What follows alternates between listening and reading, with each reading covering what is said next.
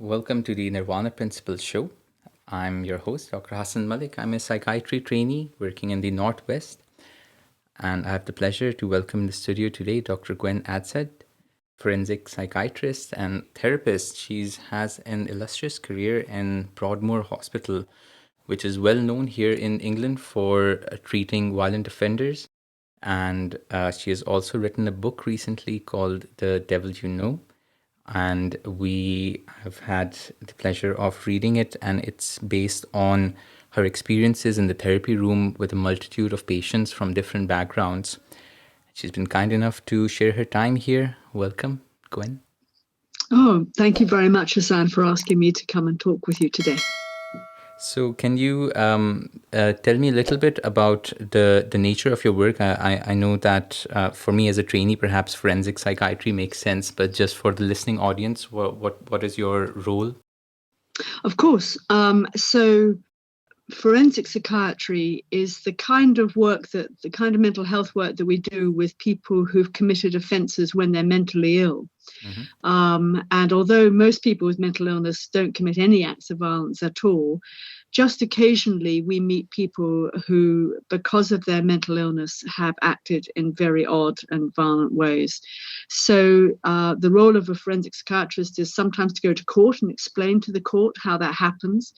And then the other thing that we do is to try and help people recover their mental health and become less risky.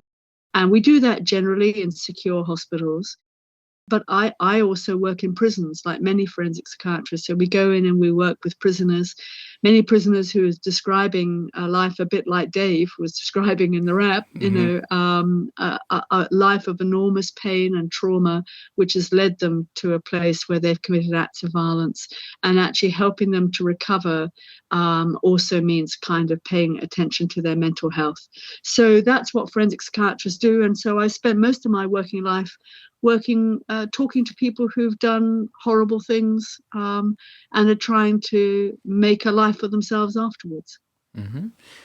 Just the terminology that you use, you said that, can you explain a little bit about the difference between violence and I think just to put a word on it, evil? My understanding is that generally violence is an act which can be committed by anyone, while evil seems to pertain more to the nature of an individual? Well, it's a really interesting philosophical question, which goes back thousands and thousands of years. And I think it's absolutely the case that that violence involves action, a kind of embodied action. And we call acts of violence. So you might have feelings of anger towards somebody, but that wouldn't necessarily make you violent just on its own. So we know that there are lots of risk factors for violence. And we also know that most people are not violent, and that in fact, violence is a quite unusual way to break the criminal law. If you're going to break the criminal law, you're much more likely to nick somebody else's stuff than you are to be violent to somebody else. Mm-hmm. But when it comes to evil, then I guess what philosophers have said, and not just philosophers, many kinds of faith traditions have also suggested that probably all of us have the capacity for great goodness and great wickedness. And that capacity is there in all of us. But the good news is that probably most of us will never really do acts of significant evil. We hope, but that potential is there. And I think if we look at the lives of people who've been involved in really evil, cruel acts, we often find that there was a story coming up to it, that there perhaps were signs early on that they might have been more at risk than other people. I know the example that you often give is a key and a lock, that there are certain combinations there are certain risk factors which need to be kind of ticked off before someone becomes a criminal. Is that the correct?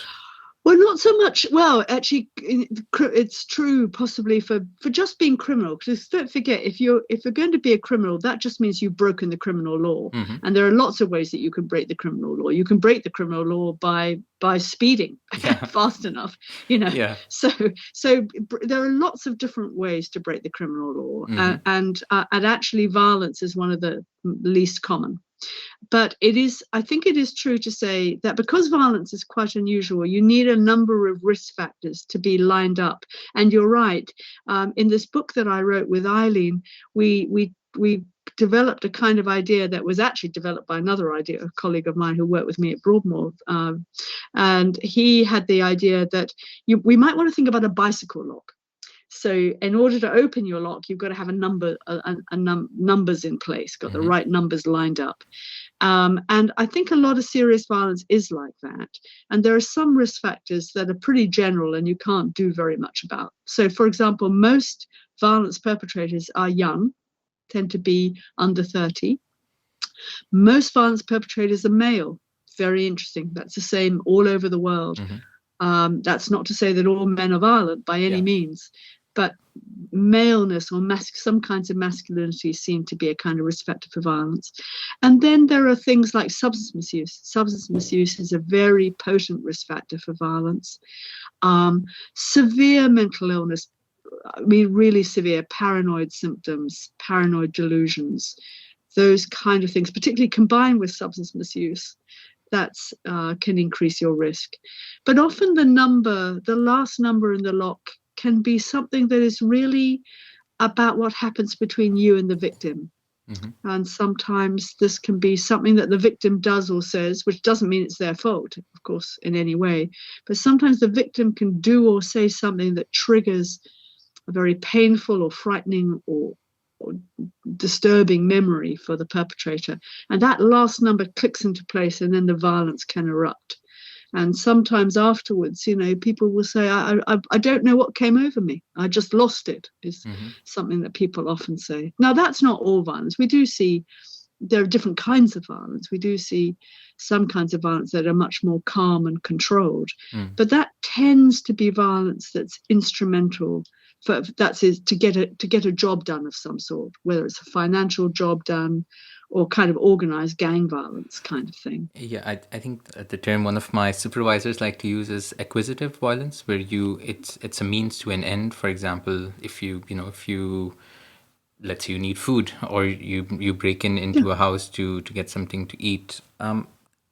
Some of it is also, I think, socio-cultural factors as well. You were talking about being male. So, for example, from my background, from my cultural background, coming here to the UK, I noticed that a lot of people from the South Asian diaspora are involved in the drug trade, and a lot of them are young men as well. And I think part of my culture is also that the man is the provider, that you have to provide for the family, and you're the breadwinner and the caretaker. So it's an easier propensity where the shame of not being able to provide is worse than the shame of dealing drugs or being a violent individual. Very much so, and there's a big literature in criminology about the role of certainly social status and poverty in terms of determining things like masculine gender identities, and as you say, that idea of provision for your family outweighing the risks. And of course, that kind of organized drug crime often involves, as you say, involves just stealing, and a lot of people get involved in the criminal justice system was for stealing things or possession of a drug, which of course is an offence.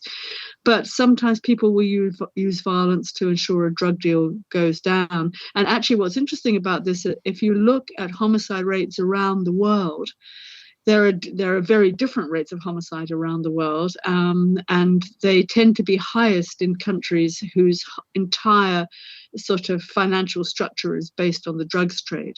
So Honduras and Belize, have one of the highest homicide rates in the world because their fiscal economy is based on cocaine trade. But South Africa also has one of the highest homicide rates in the world. And some people have argued that that's because of the structural violence that goes with apartheid, and the poverty that went with that for decades. Not only were people separated by money, but they were also treated very badly because of the color of their skin. I mean, and not just treated badly, but punitively treated. So where you get those kinds of socio-cultural factors, I think that's important. And many cultures do also have an idea of a legitimate victim. So there are many cultures who see vulnerable people as somehow kind of legitimate.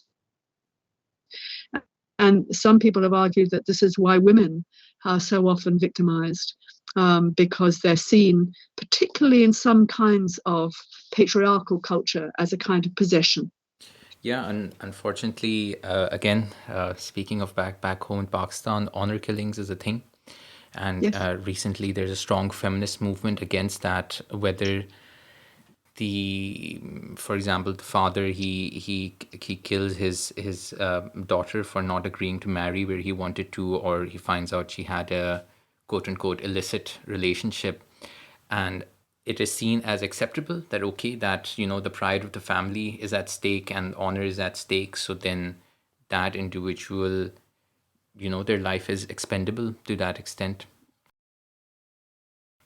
Yes, I think, and I think what's interesting about that is that it is supported by a kind of cultural kind of matrix, which says that there are people who are lesser and who can be owned and possessed, and their individual views don't really matter. They're not really people in the same way. So in this particular scenario you're describing, the father doesn't see his daughter as being a person like he is.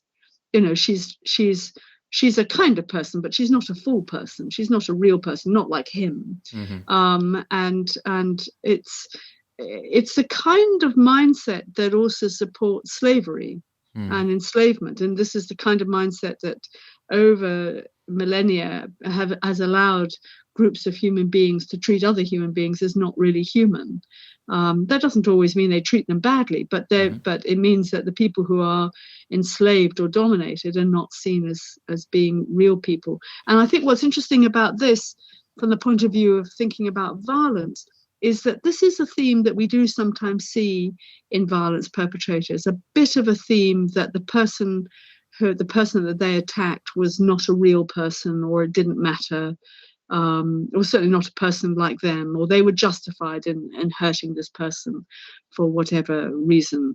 So, but that sense of domination and possession is a bit of a thread, I think.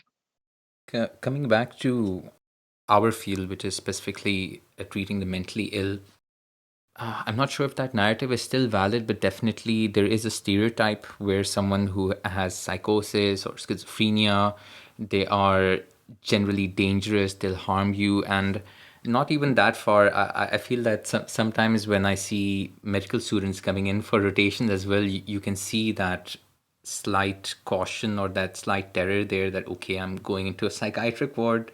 Will I be safe? Yes. Should people be afraid or cautious around mentally ill individuals? No, not in terms of violence. I think that people are often, I think the stereotype grows up because it is true that sometimes when people are very acutely mentally unwell, then they can do and say things that are surprising, that catch you on the hop, and they are often not tuned into social rules and expectations. So they can talk very loudly, or they can sometimes shout, or they can sometimes do things that are very unexpected and which are surprising to people and throw people off balance. And I think that that's what has led to the kind of stereotype, and it's a very ancient one. Again, it goes back. You can find accounts of this in Roman times, of concerns that a mentally ill family member might be dangerous. But the risk is tiny if you think about the numbers of people who suffer with their mental health, the actual numbers of people who will ever be violent to anyone are absolutely tiny. Your chance of being assaulted by someone who's mentally unwell is kind of lottery winning odds. But the trouble is that when it does happen, it tends to be very noticeable because it's so rare and unusual. And it's also, I mean, the other thing to also remind ourselves is that the people who are mentally unwell are most dangerous to themselves.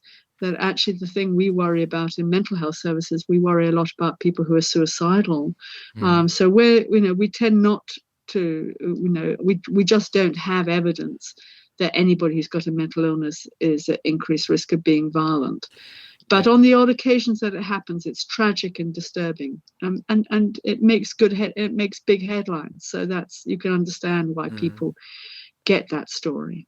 I mean, at least the reality that they teach us in our syllabus and, as part of a trainee is that mentally ill individuals are more likely to be victims of violence rather than vice versa. Yes, that's true, because they're vulnerable. I mean, anybody who's vulnerable is at increased risk of being a victim of violence. Although, and intriguingly, on that note, the people who are still the most likely people to be victims of violence are young men. Often young men who may be vulnerable in all sorts of ways in terms of substance misuse and poverty, poor mental health, all those kinds of things. So I think it's absolutely the case that people with mental illness are more likely to be victims. I know that with your field of work, I'm sure you see the portrayal of a lot of psychopaths, sociopaths, serial killers, criminals in modern media. Everyone from Hannibal Lecter. My personal favorite is American Psycho. What is yours? So what do you think is accurate or something you find enjoyable? There are, as you say, there are very many, and it's very interesting because they've gotten more so, haven't they? I think, and particularly in stylishly violent movies. I'm thinking, I mean, obviously, as you say, Christian Bale in American Psycho, Huey Lewis in the News, but and also Tarantino, of course, and Stuck in the Middle with You. I mean, that again, where you're putting the violence in a kind of stylish way, and making violence perpetrators interesting, which I think was a big move. It was a big important move in cinematography to make violence perpetrators actually interesting as well as scary. But on that note, I guess one of my favorites, if favorites is the right word, is I think Javier Bardem in No Country for Old Men is a kind of absolutely cinematic stereotype of psychopathy, where he goes around killing people. He's quite urbane and charming, and he has a horrible haircut, and that's how you know he's a psychopath. And the difficulty about this, while this is all great cinematography, it's great entertainment. I think, the reality is that people who do horrible things repetitively, horrible, cruel things repetitively, are not like this, are not charming, are not effective, are not able to do these things. I mean, to be fair, it must be said that we don't, in the world I work in, we don't see many contract killers, for example. But you might argue the contract killer is just a businessman or businesswoman, come to that. But they're just carrying out a job, a killing job for money, as mercenaries have done for time immemorial. Or even soldiers in some senses. But I think this idea about, sort of very clever, intelligent, smooth, charming people who can con you, I think such people exist more on the screen than they do in real life. And even, and not, I mean, we have good quality research data that says that not all people who are violent are psychopaths. In fact, Professor Robert Hare, who's probably the sort of international expert on psychopathy. Hello, meow. Meow, meow, meow. Yes, that's not me. I'm not. It's I have a cat. I have a cat. he thinks it's his food time. He's wrong. He's wrong about that. But no, that isn't me making that noise. Go away, cat. But the thing. Oh, hang on. Shall I put him out? Shall I just put him out the door? As you like. What's his name? I think his name is Moose. Moose. Nothing very interesting. I thought it'd be like Ted Bundy or something. Like. No. Ted Bundy. No, Satan. No. No. No, I did have a patient who had a cat called Stalin, which I thought was rather good. Let me just put him out. Yeah. But I was saying that Bob Hare, who's probably someone who's probably best known for the study of psychopathy in the last 40 years really. His early work was on people who'd been violent. And in his studies, he only found about 30% of his violence perpetrators would score enough on a measure that of psychopathy that he devised, and I think that's really important to think about. It's also possible to be a psychopath probably and not be violent, although there's much more debate about whether you could be a psychopath and not be criminal. Can you? Some people think it's possible. Some people don't. Can you just clarify? I think it's a good opportunity because even like doing research for the show, I sometimes saw different terms used interchangeably. So there is psychopath, sociopath. For us, I guess, and a more medical term is antisocial personality disorder. What is the correct lingo? And when you're talking about psychopaths, I assume you're referring to Mr. Hare. He has a checklist which he called a specific traits. Can you talk about those traits? Yes, certainly. So I think, again, in a way, we want to just rewind ourselves back to the idea that we're not just thinking about people who are criminal and break the criminal law. And we're not just thinking about people who who are violent maybe once off. We're talking about people who seem to be persistently violent and cruel and who seem not to care at all about other people.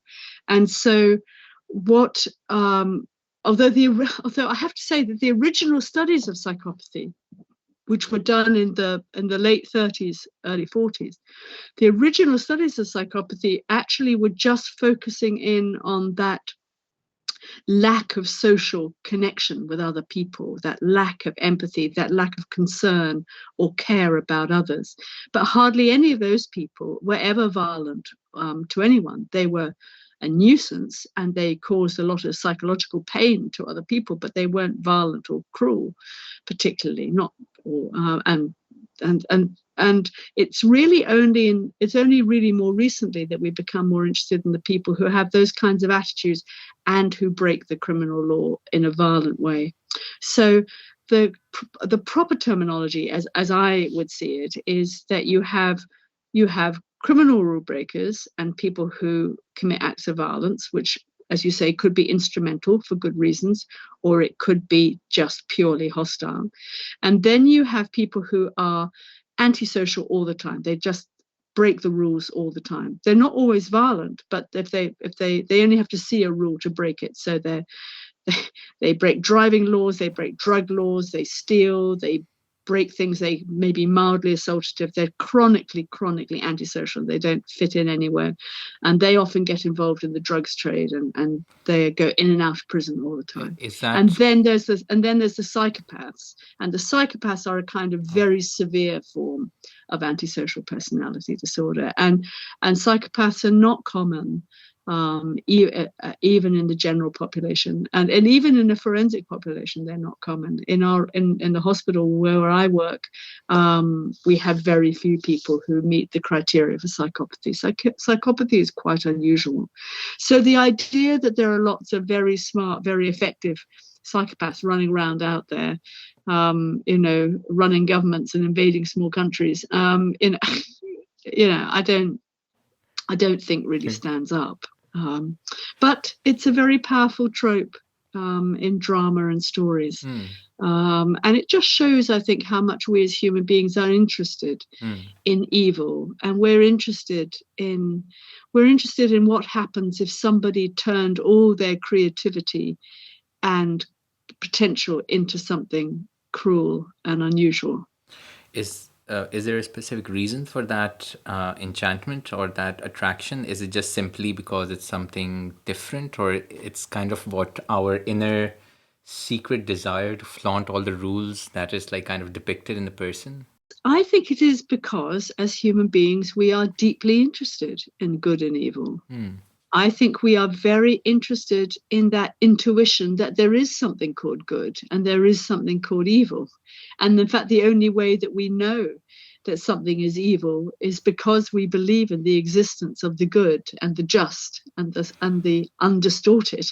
And I think that intuition about goodness is something that has puzzled philosophers, moral philosophers, for hundreds of years, and is still a very live question about where do we get our notions of goodness from. But they exist. Human beings, even from a young age, are quite tuned into ideas about fairness and goodness and kindness. And that necessarily then raises questions about people who don't do that. Given that most people, even in very stressful circumstances, don't even lose their temper. I don't know how it is in the town where you live, but I've spent quite a bit of my time living in London, and I've travelled on a very dangerous and difficult place called the Northern Line. and in the Northern Line, we have lots of citizens all jammed up together, having a very stressful time at the beginning and ends of day. And do fights break out? No, they don't. People treat each other with extraordinary respect. And even when a bomb blows up in the tube station, people spend a lot of time trying to help one another. And I think that's why human beings are so interested, because we clearly have a great capacity for goodness and cooperation and making things better for each other. But we also have a capacity to cause great damage and cruelty to one another, as indeed happened on the July the 5th bombings in London.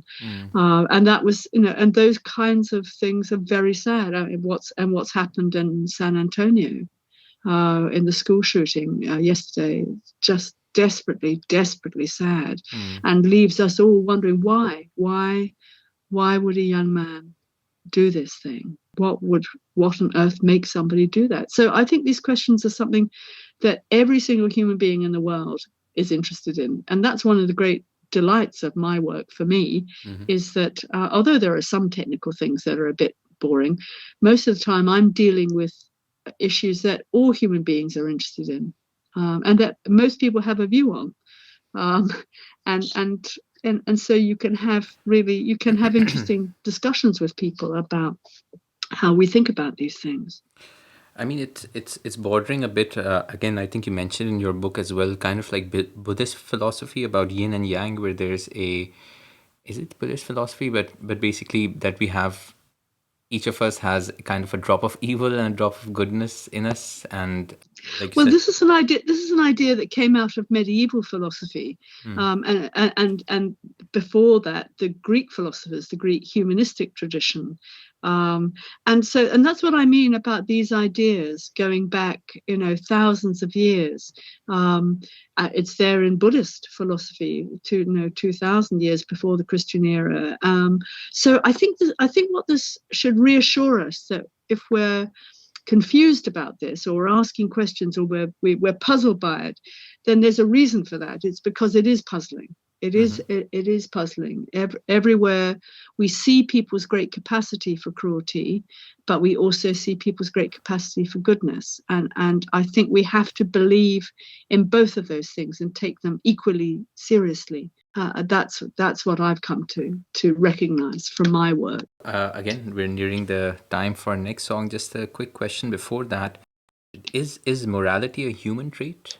Oh, well, Frans de Waal, who's a primatologist, trained in Holland, but I think he now lives in America, he would say not. He would say that morality, the moral sense, is actually, you can detect. in other group animals like us, that we are group animals. We share 98% of our genetic material with group animals like chimpanzees and bonobos and gorillas.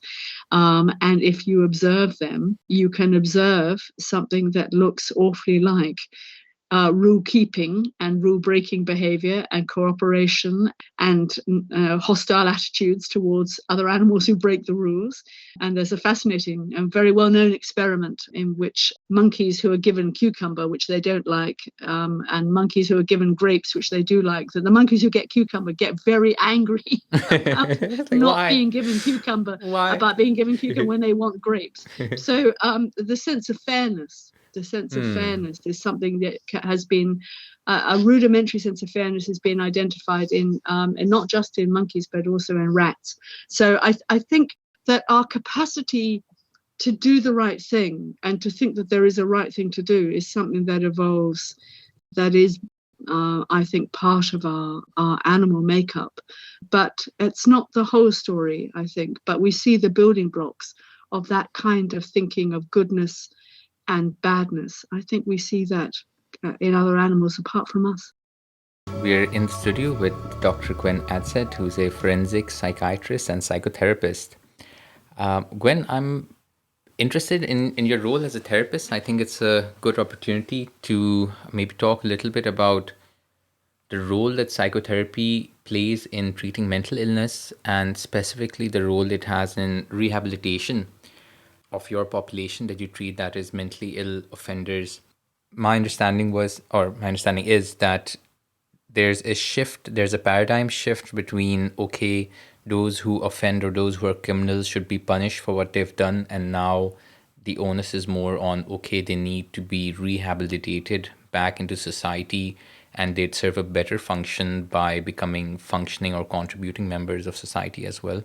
Yes, I think that's absolutely right. I think there are a couple of reasons for that. One is that only a minority of people who go to prison are actually there for violent offences, are actually there because they're dangerous to other people. So everybody else is usually only there because they keep offending, they've got substance misuse problems, they've got poverty problems, they've got accommodation problems, they're a bit all over the place, and they're often lack education and occupation too. So we really need to be helping people with their mental health and particularly substance misuse problems, and that would do a lot more than punishment does. In fact, we have some really good quality evidence that punishment doesn't make people change their behavior at all. In fact, it possibly makes it worse, and it doesn't deter people either. So punishment is a really bad idea. It's much better to try and get alongside and understand what happened in order to try and make sure it doesn't happen again. Because obviously, those of us who work with the rehabilitation of offenders, we want them to give up, to desist from that kind of behavior. So, but if we're going to get people to give up being violent, we need to understand why they were violent in the first place. And that's what a lot of therapists and psychologists who are involved in forensic services, what we do is really spend a lot of time trying to understand what the function of the violence was for this person, how it links up with childhood trauma, how it links up with substance misuse, how it links up with mental illness. And then what we do is to try and help people recover better mental health, which we then try and channel into being more pro-social in the future. So we have a dual aim of improving mental health and reducing risk. And that's something that I think is definitely worth investing in, because nobody wants people in prison or in secure hospitals to offend again. Nobody wants that, including the men themselves. They don't want to offend again either. So we all have an interest in trying to help these guys become less risky. And the therapies that I'm part of are really just one part of that. Only one little part. Helping offenders get rehabilitated it's a multidisciplinary job. It needs a lot of people. And the work that I do is just one little bit of a much bigger group activity. But I guess the work that I do is really about trying to help this person understand how they came to let themselves do this thing, whatever it is, and what it will cost them to give it up. And that's really the X and the Y axes of what I do. And then within that, the conversations with people can go anywhere, and we talk about all sorts of things. So it sounds a little bit similar to, for example, PTSD therapy, or maybe sexual abuse survivors, where there's a specific inciting incident or trauma, or which needs to be explored and understood, because that has huge repercussions in that individual's lives moving on. Well, and it's interesting you say that, because I think that there are some associations between those things, and you may or may not know, or some of your listeners may be surprised to hear that some of our people who've done terrible things, particularly when they were mentally unwell, may actually develop PTSD as a result of the offences they committed. They may have traumatic memories and nightmares about what they've done. When they get better, when they, as it were, come round, they may be very distressed by what they've done and have PTSD in relation to their offence. But I think the really interesting thing that's happened in the last 10 years or so, I think, has been a better understanding of how we deal with trauma, which is that we no longer think that you have to go back and explore in enormous detail what happened. It's enough to ask people what the thing is that they most worry about, what's the thing that they're most concerned about now, what's the thing that stayed with them. And it's really important to try and understand how this person is understanding themselves now and what it's done to their identity. In many ways, I think it's important to think of violence, whether as a victim or a perpetrator, as a kind of event that changes you. And you can never go back to the person that you were before. But the question is, who will you be now, and who do you want to be? What kind of person do you want to be going forward? And that becomes the kind of therapeutic challenge. So, in fact, we don't find much evidence that it's helpful to make people go over it all in enormous detail, go back and tell every single ghastly detail. In fact, we actually think that makes people worse. What's more effective is to say, well, the thing that really bothers me most about this is X, and talk about that. What is it that's still live for you now? As a trainee psychotherapist as well, when as part of my training I also have to give therapy, so I was kind of very aware that, okay, am I influencing this person and telling them what to think? Am I changing their mind? And I'm sure on the other side of the spectrum there's also that fear that, okay, if I go to a therapist and I talk about my problems, they'll tell me what to think. Like, and I'm just trying to link that with the work you do. So in a way, you are telling them that what they've done needs to change, that the way they think needs to change. So can you talk a little bit about that? Yes, I can, because it's an issue that I'm really, really interested in. And I was interested in from the start when I started training in psychiatry, because it didn't take long before I realized that I wanted to be a therapist. I wanted to be the kind of psychiatrist that talks to people for a living. But I was always rather preoccupied with this question of brainwashing people. To what extent do people come for therapy because they're not thinking in a kind of culturally acceptable way? Are they, are there important, maybe people are thinking out of the box for good reasons, that kind of thing. And those questions have always been asked, I think, about mental health, and rightly so.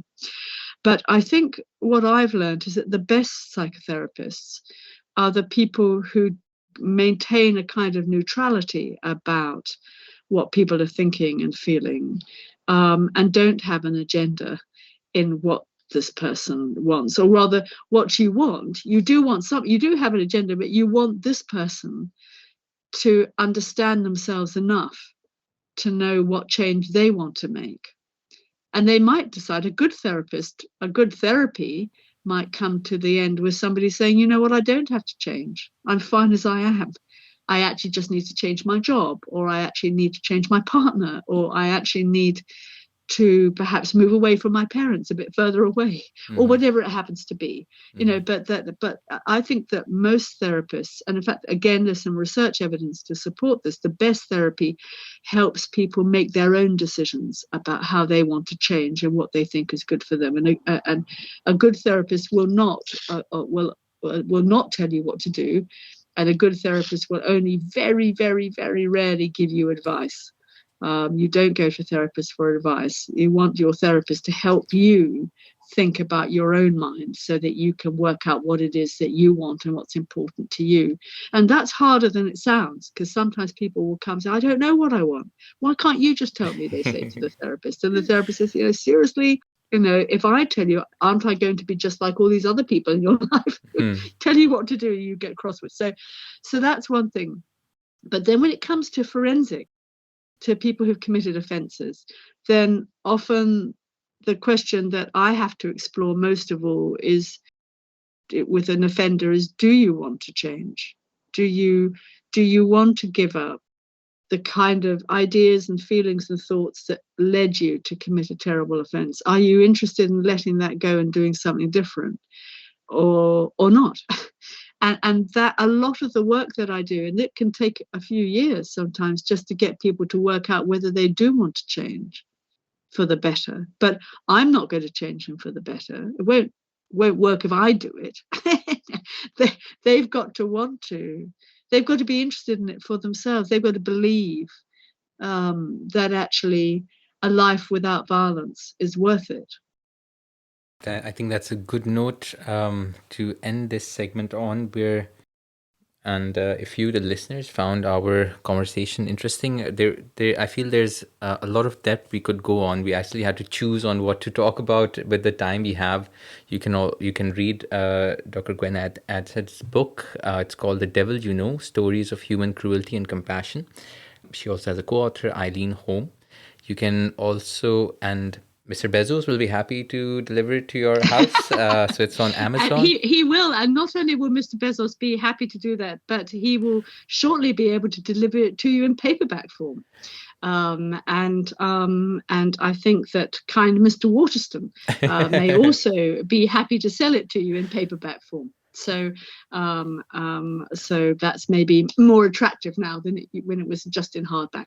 Yeah, it's also an audiobook on Audible as well. Is it have you narrated that? I have indeed. So wow, if you want cool. to hear, you can actually hear me reading the whole book out loud. You may find it, if you can't sleep at night, perhaps it'd be a useful thing to buy to put you to sleep at night. So you can give us feedback for the show as well. We are on Instagram as well as Twitter. So it's nirvana.principle. That's NIRBANA.PRINCIPLE.